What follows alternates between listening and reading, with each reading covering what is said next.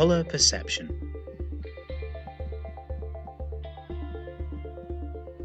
Visual illusions can be fun, but have you ever wondered how they work? Our brains construct our reality. Visual illusions are a window to how. Seeing colour all starts with light. Light is made up of different wavelengths corresponding to different colours. We see objects as colourful because they absorb all the other wavelengths of light and reflect their colour into our eyes.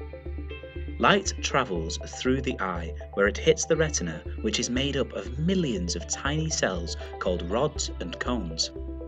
This is then converted into electricity that brain cells use to understand colour. Seeing colour is one of the simplest processes our brains do. Rods are what we use for seeing in the dark. They are pretty ineffective in sunlight as they prefer low-level lighting conditions. When you turn off the lights at night and initially can't see anything, this is because the rods have not yet adapted to the dark. If you wait for 5 minutes, you start seeing faint outlines of things because the rods start to kick into action. Rods don't contain any coloured pigments, which is why you don't see any colour. All our colour vision is due to the cones in our eyes. They come in 3 varieties: long, medium, and short, for the wavelengths they prefer. So how does the human eye detect millions of different shades of colour? Well, it is actually very similar to a computer screen. Computers only have 3 types of coloured pixels. They are just so small that our eyes are not able to pick up each individual colour. Our brain cells combine the levels of red, green and blue light that they receive to form all the colours we can see. But our vision can be easily fooled. In 2015, the internet was hit by the dress. The gold and white, or blue and black, dress debate continues to confuse many because it seems nonsensical that one person can see a blue dress and another can see it white.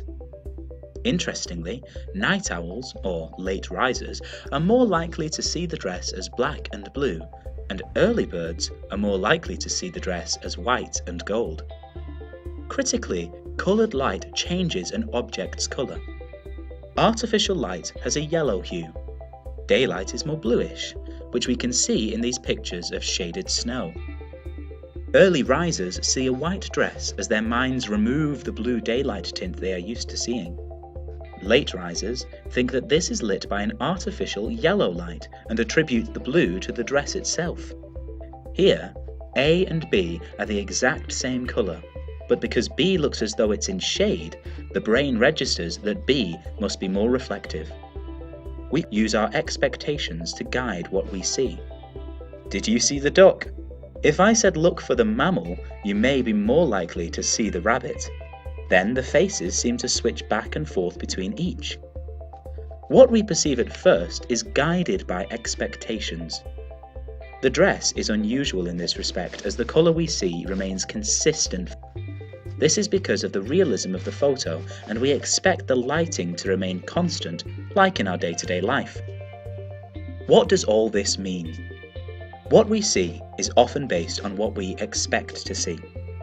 Any comparison of our visual system to photographs is wrong, as we continually reconstruct a scene to understand what we are seeing in terms of what we have seen before or what we are expecting to see.